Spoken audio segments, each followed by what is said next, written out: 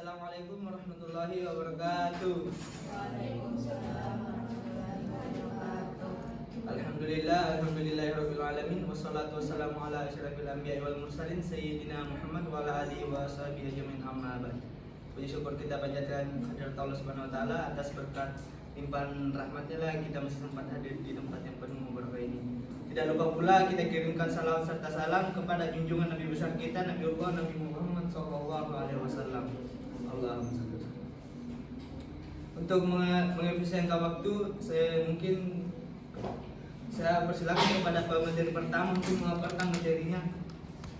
Baik, langsung saja. Di sini saya akan mempresentasikan bab 1, studi kelayakan bisnis untuk wirausaha. Pertama, pentingnya studi kelayakan usaha. Masalah pengangguran dan kemiskinan tersebut pilihan tepat adalah menciptakan lapangan kerja dengan memaksimalkan potensi dan keterampilan yang dimiliki oleh angkatan kerja yang menganggur. Penciptaan lebih banyak kesempatan kerja akan memiliki kontribusi besar terhadap produktivitas bangsa. Ilustrasi berikut ini akan menggambarkan peran penting seorang entrepreneur. Misalnya, jika penduduk Indonesia diasumsikan 230 juta dan 2% diantaranya adalah entrepreneur, maka jumlah entrepreneur adalah 4.600 jiwa. Mencermati ilustrasi tersebut dapat disimpulkan bahwa peran entrepreneur dalam sebuah negara: pertama, pemutar gerak roda ekonomi; yang kedua, pembuka atau penyedia lapangan kerja; yang ketiga, pembayar pajak sebagai sumber pemasukan APBN dan APBD; yang keempat, penghasil devisa dari produk ekspor dan pelaku fungsi sosial kemasyarakatan. Sebagai pelaku fungsi sosial kemasyarakatan meliputi rumah. Mereka berperan sebagai kepala rumah tangga, suami, orang tua, kakek, nenek, dan lainnya. Di lingkungan kerja mereka berperan sebagai pemilik perusahaan, pemimpin, manajer, sales, dan marketing, pembayar pajak, dan lainnya. Di masyarakat mereka cukup berperan dalam memajukan bangsa melalui sumbangannya di berbagai bidang seperti pendidikan, kebudayaan, kesehatan, agama. Menjadi entrepreneur adalah pilihan, bukan masalah bakat atau keunggulan. Seseorang yang berwawasan entrepreneurship tidak harus jadi entrepreneur, tetapi dapat menjadi intrapreneur atau karyawan perusahaan. Entrepreneurship bukan sekedar pengetahuan, teknik, dan keterampilan, tetapi lebih pada masalah sikap mental melalui proses diri dari praktek pengalaman karena dorongan sendiri. Itulah yang sempat saya sampaikan. Saya kembalikan ke moderator. Itulah tadi pemaparan materi dari pemateri pertama. Selanjutnya saya silakan kepada pemateri kedua untuk memaparkan materinya. Baik, langsung saja saya akan membahas tentang bab 6, yaitu aspek lingkungan industri studi kelayakan bisnis. Secara umum, lingkungan organisasi dapat dikategorikan ke dalam dua bagian. Yang pertama yaitu lingkungan eksternal, di mana tingkatan eksternal terdiri dari lingkungan umum dan industri. Adapun yang pertama yaitu lingkungan umum, yaitu suatu lingkungan dalam lingkungan eksternal organisasi yang menyusun faktor-faktor yang memiliki ruang lingkup luas, dan faktor-faktor tersebut pada dasarnya di luar dan terlepas dari operasi perusahaan. Faktor-faktor tersebut diantaranya yang pertama faktor ekonomi, faktor sosial, faktor politik dan hukum, faktor teknologi, dan yang terakhir faktor demografi. Adapun lingkungan eksternal yang kedua yaitu lingkungan industri, di mana tingkatan dari lingkungan eksternal organisasi yang menghasilkan komponen-komponen yang secara normal memiliki implikasi yang relatif lebih spesifik dan langsung terhadap operasional perusahaan. Terdapat 5 kekuatan persaingan. Yang pertama yaitu masuknya pendatang baru, yang kedua ancaman produk pengganti, yang ketiga kekuatan tawar-menawar pembeli, yang keempat kekuatan tawar-menawar pemasok, dan yang terakhir persaingan konvensional di antara para pesaing yang ada. Pelanggan, pemasok produk pengganti, serta pendatang baru potensial semuanya merupakan pesaing bagi perusahaan-perusahaan dalam industri.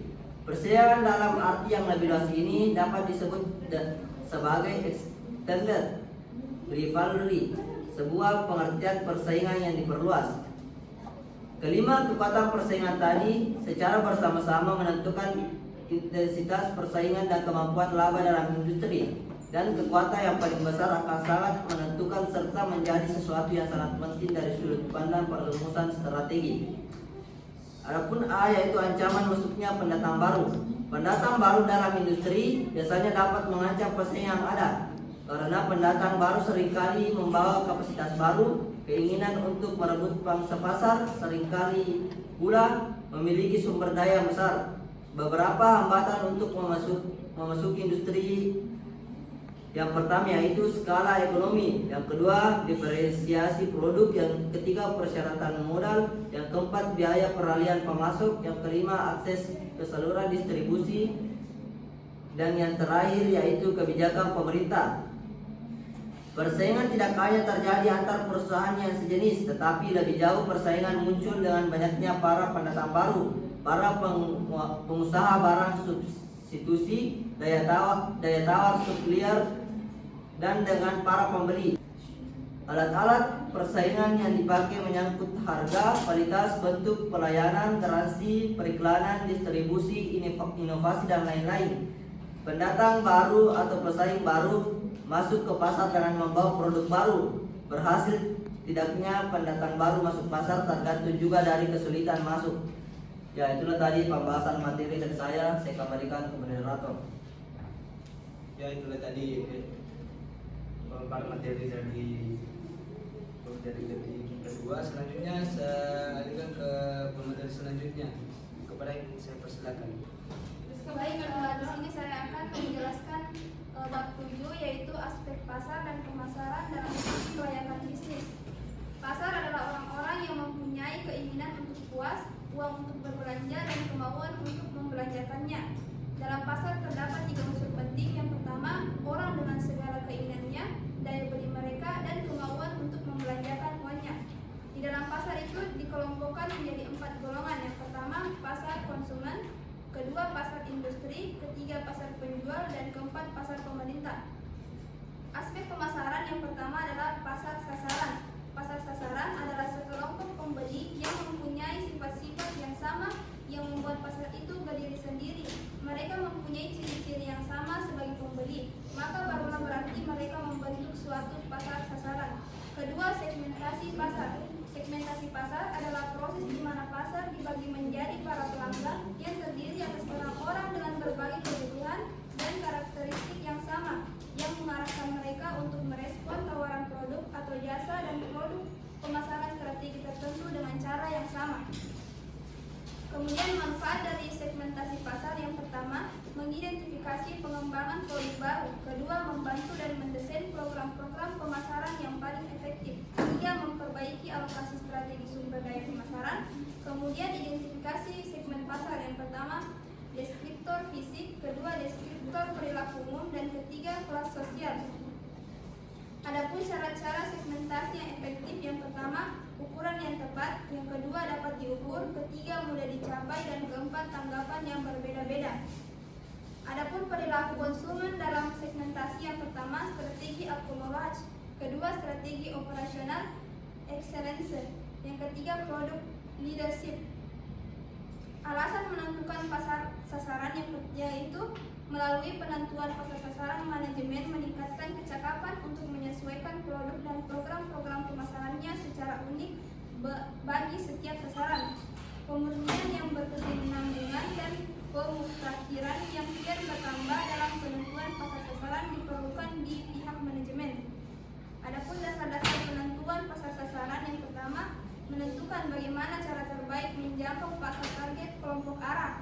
Kedua, survei kepuasan pelanggan. Ketiga, belanja hantu. Keempat, analisis kehilangan pelanggan. Yang terakhir yaitu loyalitas pelanggan.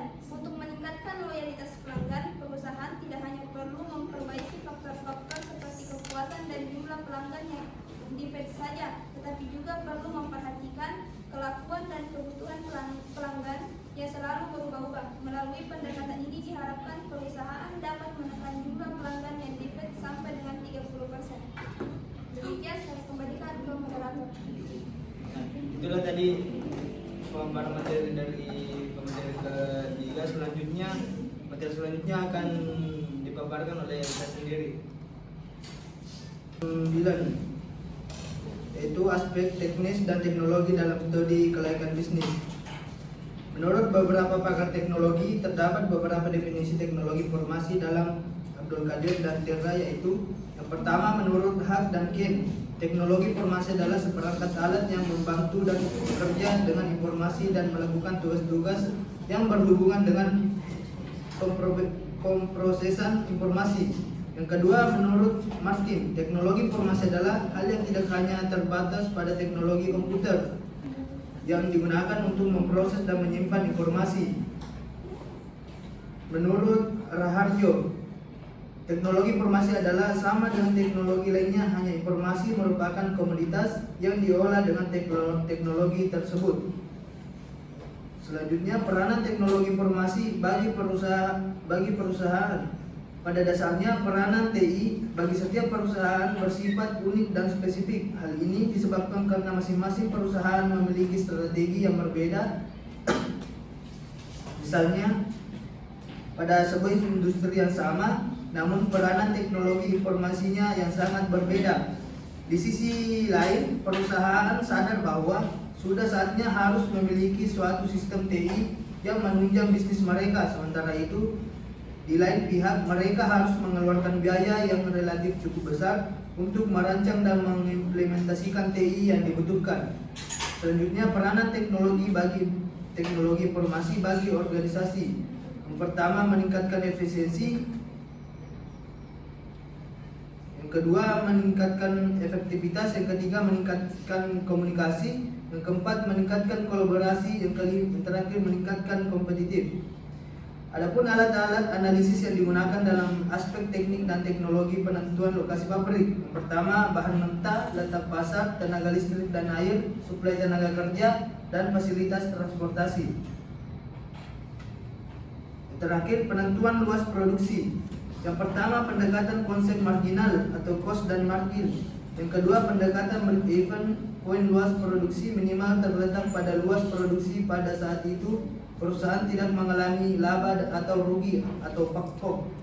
Yang ketiga, metode linear programming. Metode ini jika produk yang dihasilkan lebih dari satu jenis, jika produk yang dihasilkan terdiri dari dua jenis menggunakan pendekatan grafik, jika lebih dari dua jenis menggunakan metode simplex.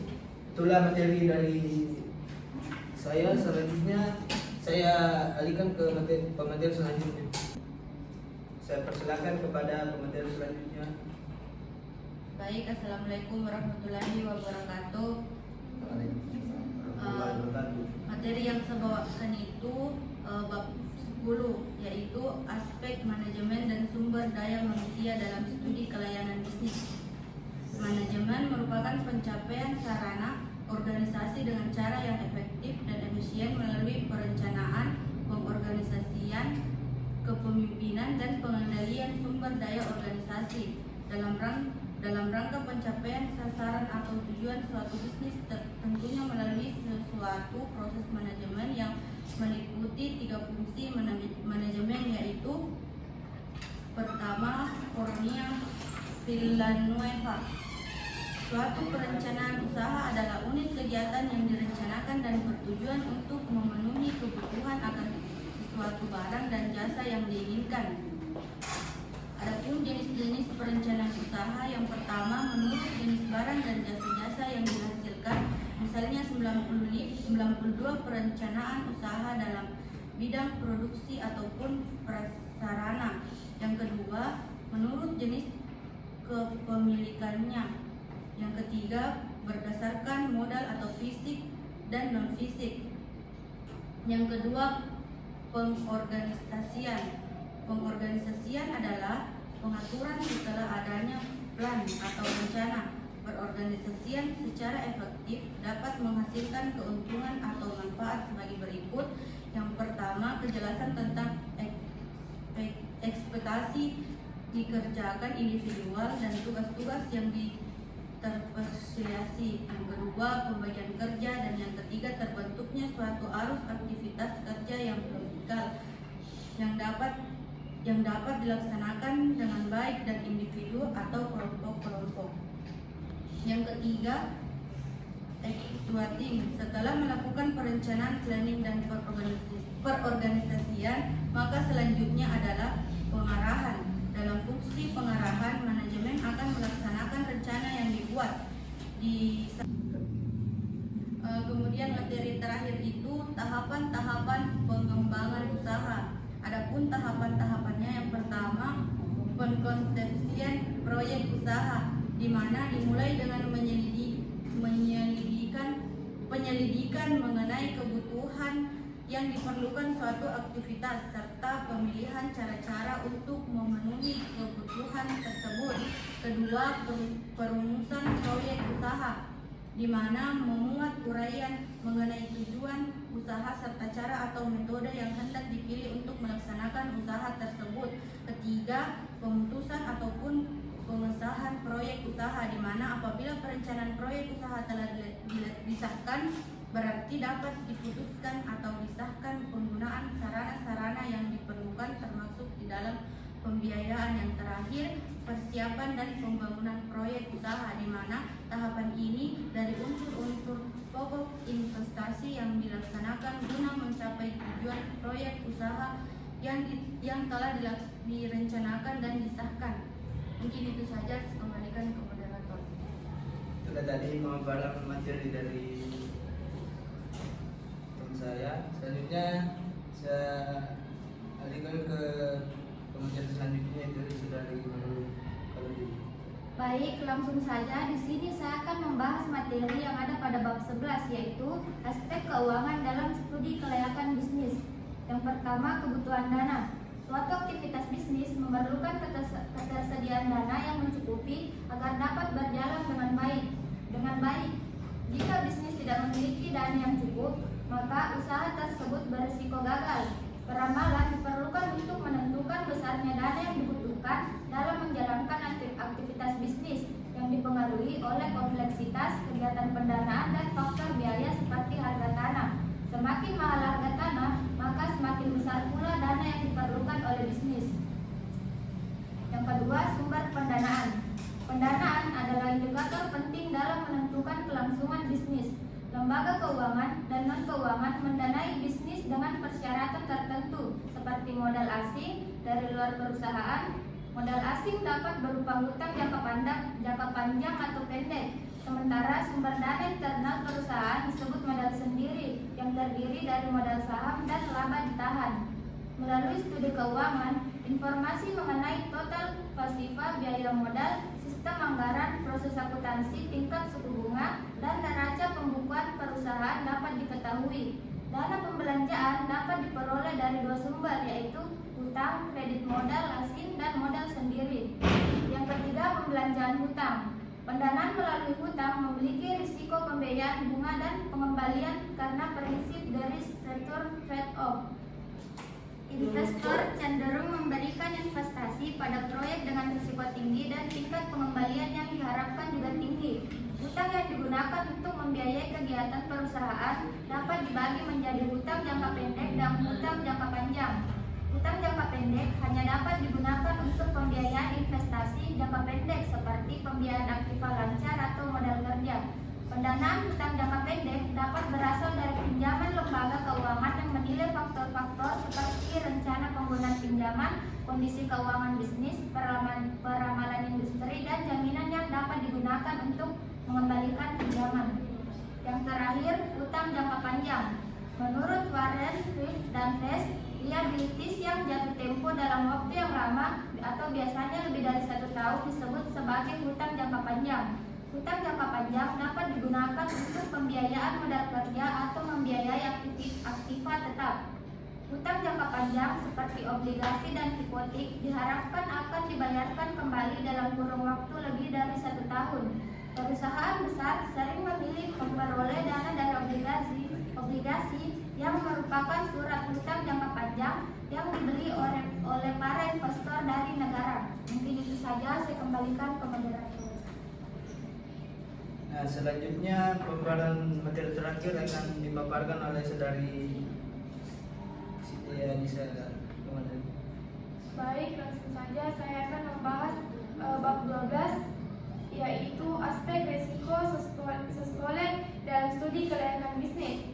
Yang pertama itu aspek risiko. Risiko itu suatu variasi dari hasil yang dapat terjadi dalam selama periode tertentu atau probabilitas sesuatu hasil yang berbeda dengan yang diharapkan. Risiko juga dapat dikatakan ketidakpastian yang mungkin melahirkan peristiwa kerugian.